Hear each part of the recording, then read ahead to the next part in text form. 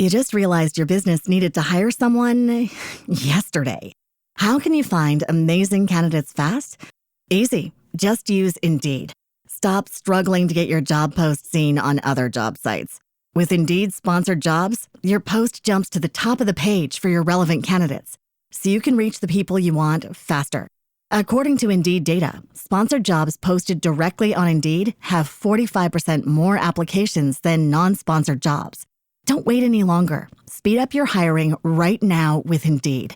And listeners of this show will get a $75 sponsored job credit to get your jobs more visibility at Indeed.com/PODKATZ12. Just go to Indeed.com/PODKATZ12 right now and support our show by saying you heard about Indeed on this podcast.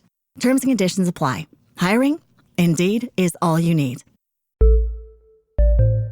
Redcast, los mejores podcasts del mundo digital. Negocios locales, episodio 24.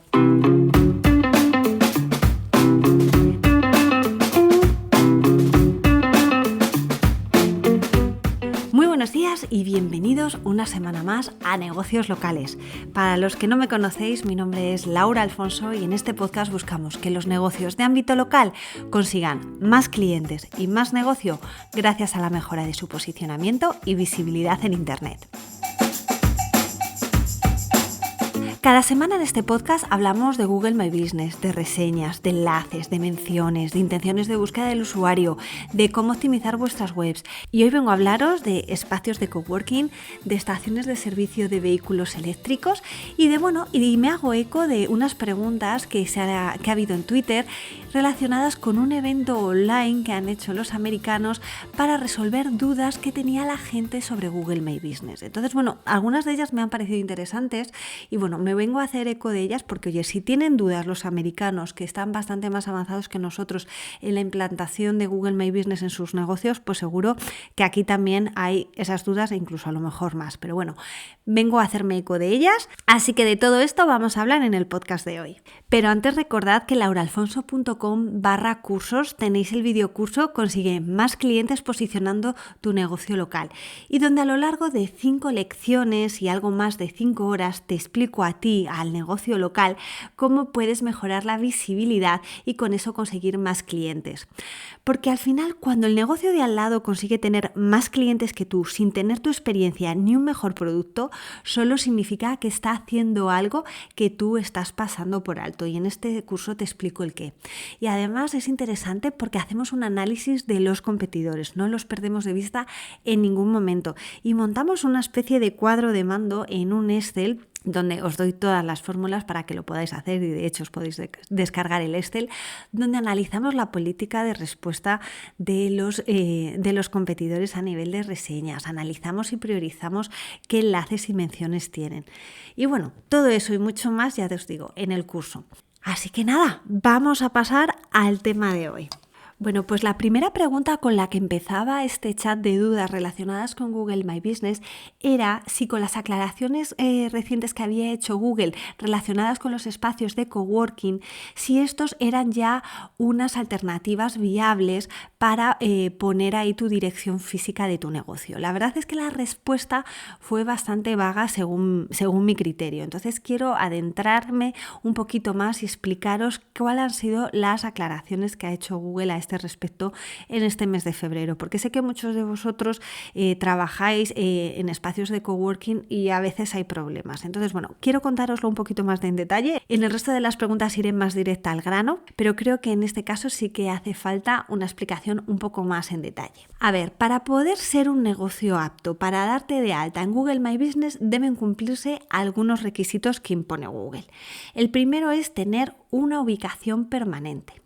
La segunda es que los clientes puedan ir a visitarte o que tú puedas ir a visitarlos. En este caso estaríamos hablando de las áreas de servicio, que hablamos detenidamente sobre ello en el episodio en el que entrevistamos a Sergio Somoza, que te dejo el enlace en las notas del programa. También es que tengas personal disponible durante las horas de funcionamiento de tu negocio. Es decir, si tú dices que tú atiendes de 4 de la tarde a 8, durante ese periodo tiene que haber siempre alguien de forma perenne atendiendo. Y son muy claros que las marcas, organizaciones, artistas y otras empresas que solo existan en Internet, esas no pueden mostrarse en las fichas de Google My Business. ¿Y qué es lo que ocurre? Que aquí nunca se ha hablado de los espacios de coworking y tampoco, por ejemplo, de los puntos de recarga de vehículos eléctricos, que tienen un comportamiento diferente. ¿Qué es lo que ocurre? Que los espacios de coworking, la verdad es que son una alternativa interesantísima para aquellos negocios que, oye, que no tengan los recursos suficientes para alquilar o comprar un local físico, y también, oye, para los que no quieran poner como dirección física su casa. Entonces es cierto que los espacios de coworking dan muchísima flexibilidad, pero hasta ahora había bastantes dudas de si se podían utilizar o no. Entonces, en febrero de este año, es decir, este mismo mes, Google ha actualizado su guía y de hecho ha metido por primera vez información sobre los espacios de coworking. Y lo que dice exactamente Google es que los negocios no pueden utilizar un espacio de coworking a menos que su espacio tenga una clara identificación de lo que es su negocio a nivel de señalética y luego también que reciban clientes en esa misma localización durante las horas de negocio y que el personal esté ahí para atender, como estábamos comentando anteriormente.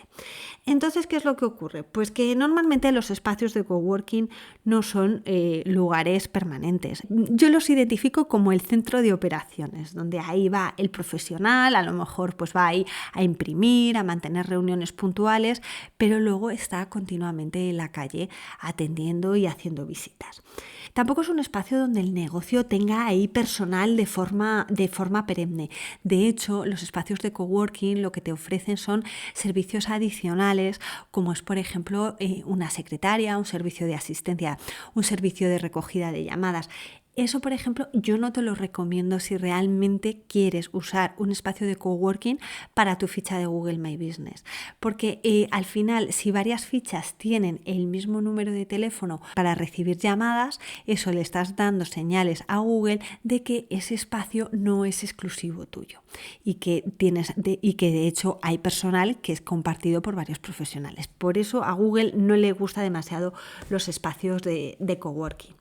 También en estos espacios es bastante complicado de repente poner carteles y señalítica relacionadas con tu negocio. En Estados Unidos sí que vimos el caso de un negocio que sí tenía identificado muy bien su sección, su espacio, y a pesar de eso le suspendieron la ficha.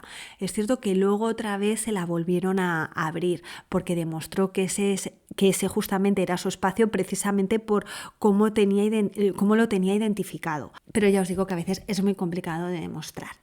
Y luego también, ¿qué es lo que nos encontramos? Que en un mismo espacio puede haber profesionales que os dediquéis a lo mismo.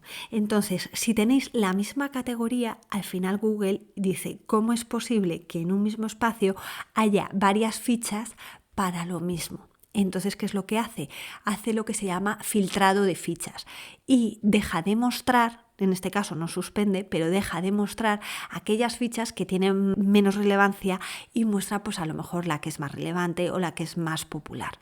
Por tanto, utilizar espacios de coworking ciertamente es un poco peligroso. Aunque haya puesto ahora más información Google en su guía de uso, yo te recomendaría que si puedes poner la dirección de tu casa, si no supone demasiado problema, es mucho mejor que lo que es la dirección de un espacio de coworking, porque ya os digo que podéis tener suspensiones de ficha y también podéis tener el tema de filtrado de fichas si hay otro profesional que se dedica a lo mismo y encima es más popular o más relevante que tú.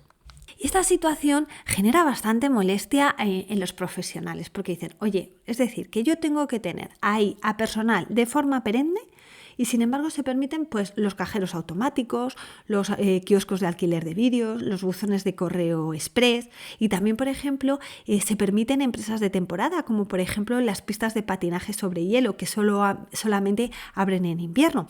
Pero eso sí, solamente permiten este tipo de negocios siempre y cuando en la ubicación haya carteles permanentes durante todo el año. Es decir, que la pista de hielo que suele abrir el Corte Inglés en Navidad, esa no es apta para para una ficha de Google My Business.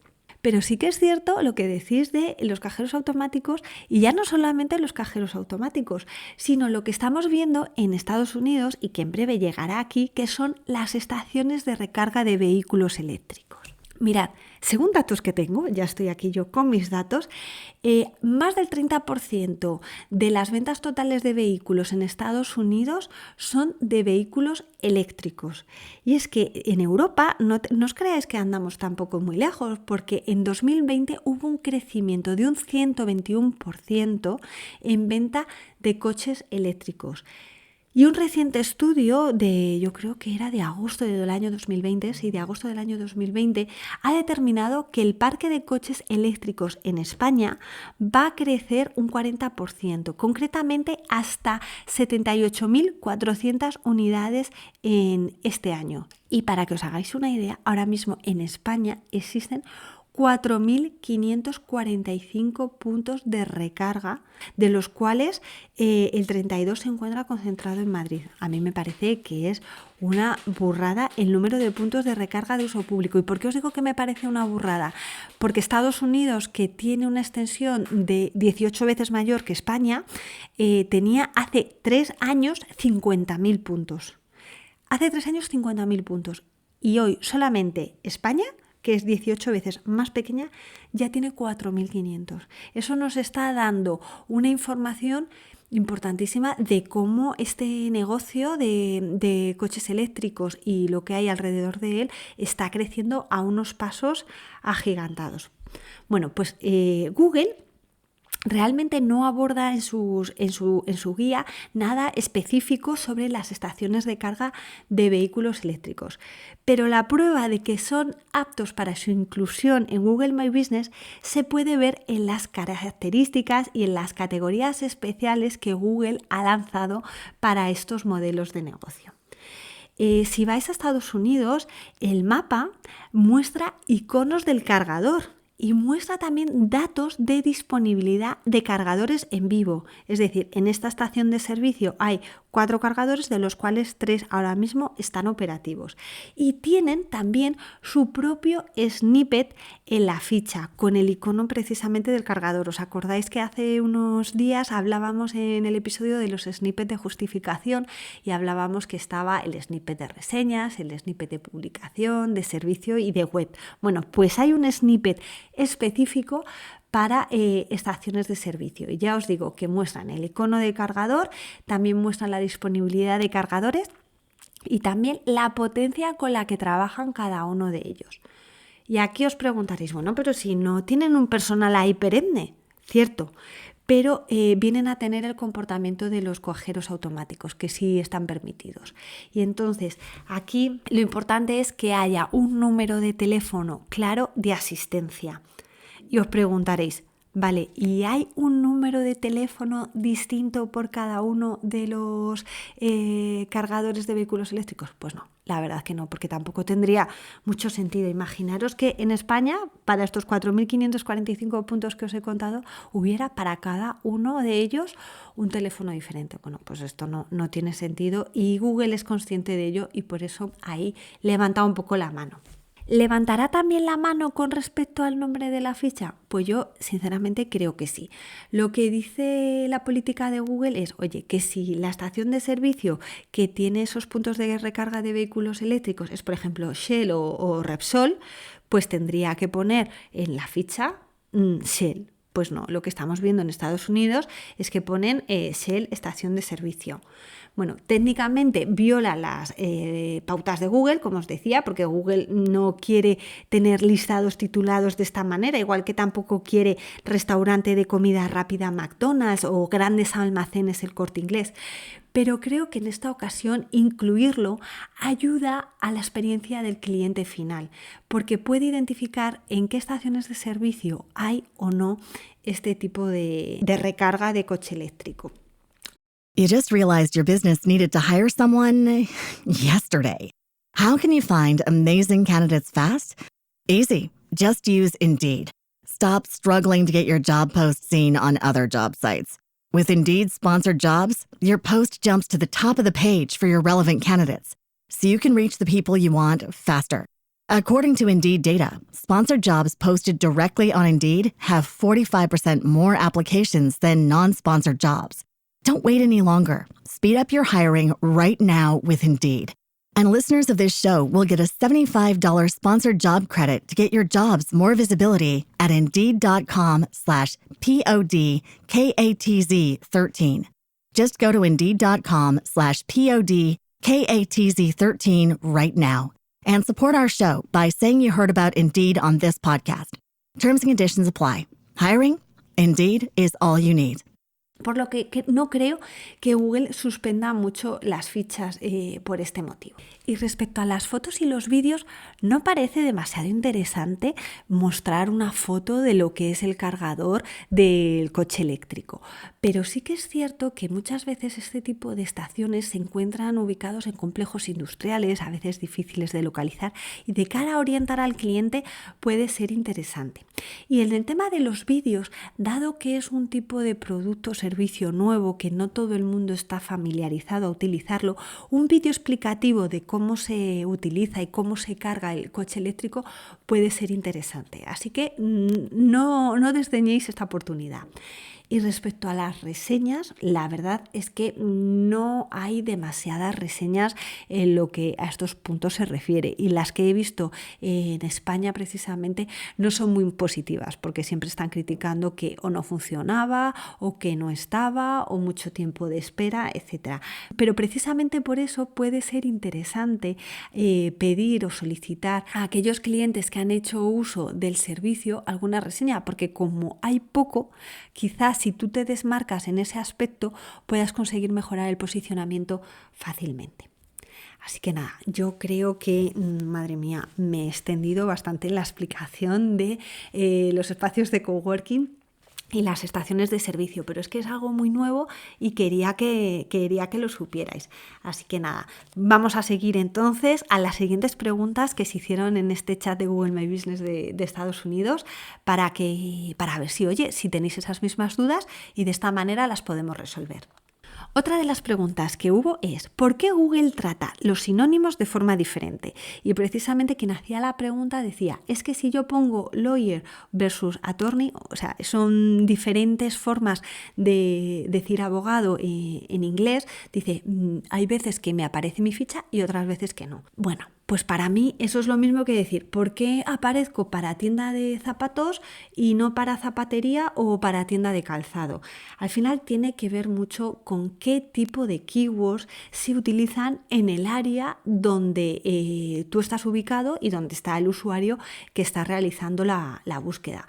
Por eso es sumamente importante hacer un análisis de palabras claves, que por cierto lo hacemos en mi curso, y utilizar en tu contenido palabras semánticamente relacionadas para que Google vea que tu negocio da respuesta a ese tipo de búsquedas, ya sea zapatos, calzado, zapatería. Entonces es muy importante, ya os digo, análisis de keywords y la utilización de expresiones semánticamente relacionadas.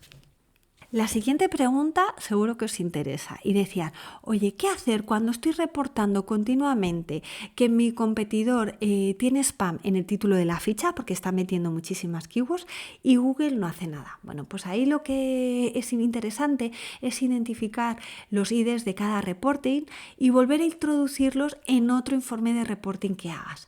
Y también recomiendan que vayas al foro de Google My Business contando los detalles e indiques todos estos identificativos para que te puedan ayudar y que normalmente suele funcionar. Así que nada, ahí tenéis el tip. La cuarta pregunta, ¿qué hacer si tienes muchas reseñas falsas? Bueno, pues lo que dicen es, oye, pues repórtalas una a una. Y ahí surgió una pregunta que me resultó súper interesante. ¿Y qué es mejor, reportar la reseña o reportar a la persona que hace esa reseña? Y es interesante porque si identificas que el perfil de alguien que te está dejando reseñas malas es bastante spammer y tiene un comportamiento inadecuado, es preferible reportar al individuo en lugar de la reseña. Porque de esa manera lo que consigues es que ese individuo quede suspendido o que sus reseñas dejen de tener valor. Así que ojo a esto porque puede resultar muy interesante. La pregunta 5 fue, entendemos que las publicaciones son importantes, pero es complicado ver los resultados que conseguimos con ellas. Sobre todo, ¿qué debo publicar? ¿Con qué frecuencia? ¿Y cómo medir los resultados? Bueno, pues ahí, ¿qué se puede responder? Pues que las publicaciones valen para contar novedades, ofertas, eventos. Recordad que lo vimos en un episodio anterior, os voy a dejar el enlace en las notas del programa, que las publicaciones a partir de los 7 días quedaban como en una hemeroteca. Pero ahora las publicaciones antiguas están volviendo a aparecer y llegan a aparecer hasta desde el año 2019. Por tanto, el esfuerzo que hagas realmente vale la pena porque esas publicaciones siguen apareciendo, sobre todo cuando hacen búsquedas de marca, búsquedas de tu negocio. Es importante que las publicaciones que hagas tengan una propuesta de valor interesante para el usuario, pues porque tengas un producto nuevo increíble o un descuento súper interesante. Y no os olvidéis de poner CTAs claros para que el usuario interaccione contigo. También si tienes información sobre algún producto o ya os digo una oferta sobre un servicio que tiene reseñas súper positivas, aprovéchalo, porque cuando alguien ve una publicación interesante y quiere más información, si luego ve que hay reseñas positivas sobre el mismo, vas a conseguir seguramente mucha más interacción. ¿Y cómo medirlo? Bueno, pues para medirlo realmente hay que traquear las URLs. Eso es un poco complicado para decirlo hoy. Además ya me he extendido con el tema de los espacios de coworking, pero me lo voy a apuntar y vamos a hacer un podcast específico de cómo saber qué retorno estás teniendo de SEO local en tu negocio. Entonces me lo voy a apuntar, pero ya, que sepáis que eso, que hay que hacer tracking de las URLs. Hay que ponerles una marquita, yo siempre lo digo así para que se entienda, de cara a saber medir qué retorno tiene. Otra pregunta que había y que me doy cuenta que no solamente es de Estados Unidos, porque el otro día en un debate en un foro en español sí que surgió, era, oye, tengo más reseñas que mis competidores y no ranqueo por encima de ellos. A ver, el SEO local es mucho más que tener buenas reseñas. Si solamente fuera eso, depende de qué autoridad tiene la web de tu competencia, cómo trabaja el contenido, con qué frecuencia, si tiene keyword en el nombre de la ficha, si las categorías que está utilizando son más acertadas que las tuyas, si tiene enlaces, menciones, cómo es la interacción del usuario con la ficha. Es decir, hay muchísimas variables que se tienen en cuenta a la hora de posicionar un negocio. Así que solamente por tener más reseñas que tus competidores no vas a rankear. Tienes que hacer un trabajo global a nivel de ficha, web, autoridad y reseñas, pero vamos, que es un compendio de todo. La 7ª pregunta fue, oye, ¿dónde debo embeber el mapa de mi web? ¿Lo tengo que hacer en cada página? Y bueno, aquí lo más interesante y lo más lógico es poner el map embebido en la página de contacto. Muchas veces se suele poner en el footer, pero realmente donde lo tienes que colocar es donde sea útil para el usuario. La pregunta 8 fue, oye, ¿cuántas categorías debo poner? Bueno, pues tantas como sean relevantes para tu negocio. Recordad que tenéis una categoría principal y 9 secundarias. Entonces, poned aquellas que realmente se adapten a lo que es tu negocio. Y os recuerdo que es muy importante elegir la categoría principal porque es la que os va a ayudar a rankear mejor de cara a las búsquedas que hace el usuario. Como falléis en la categoría principal, estáis muertos, no aparecéis para las búsquedas.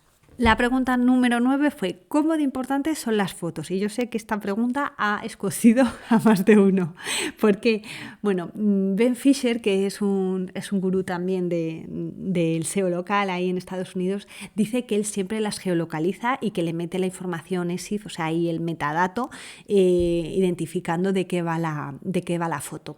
Y Joy Hawkins, que es otra gurú al respecto, dice que geolocalizar las fotos es perder el tiempo. Entonces, bueno, aquí estamos, ¿merece la pena? ¿No merece la pena?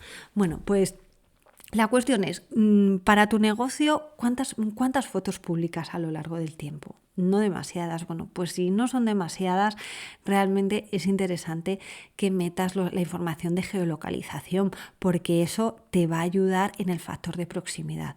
También os digo que si hacéis las fotos de vuestro negocio con un móvil, que ahora los móviles son súper potentes y que hacen fotos buenísimas, si tú haces las fotos en tu propio local, ya vienen por defecto las variables de geolocalización y no las tienes que meter. Pero bueno, que si las haces con una cámara normal o viene un fotógrafo o hacer fotos especiales, oye, pues por meter, no se tarda demasiado en meter la información de geolocalización y oye, ayudarte no sé si te ayudará, pero desde luego mal no te va a hacer. Así que nada, yo que vosotros lo haría.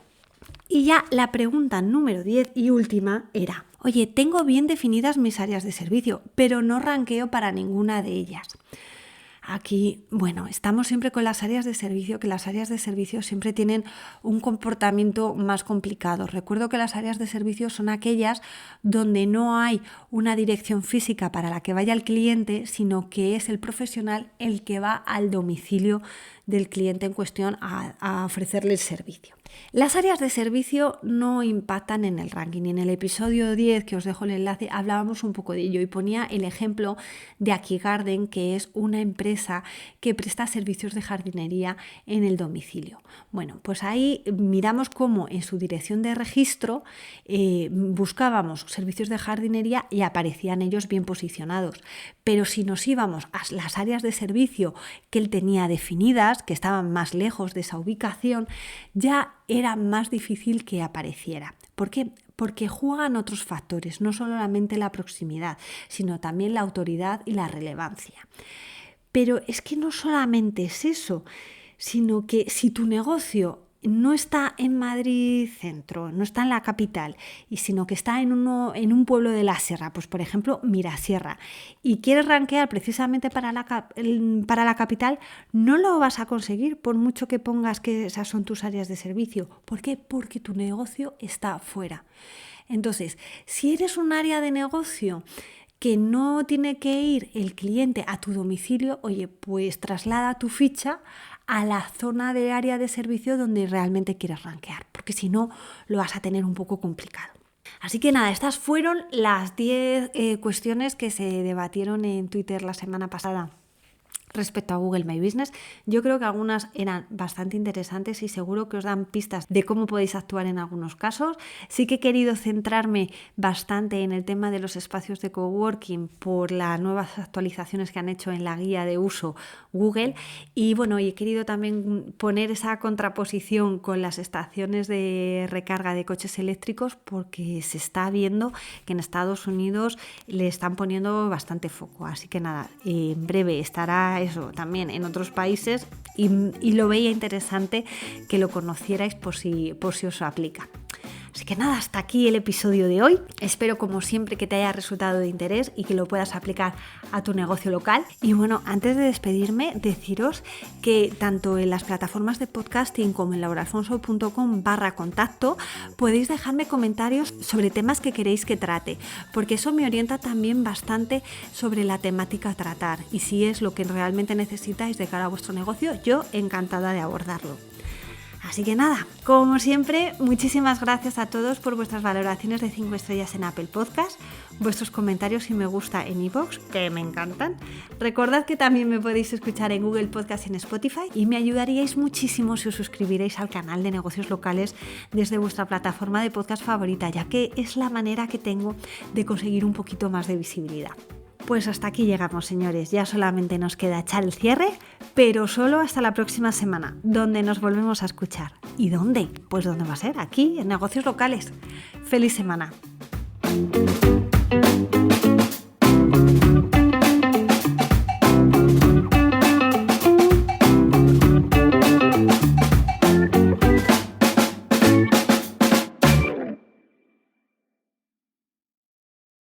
You just realized your business needed to hire someone yesterday.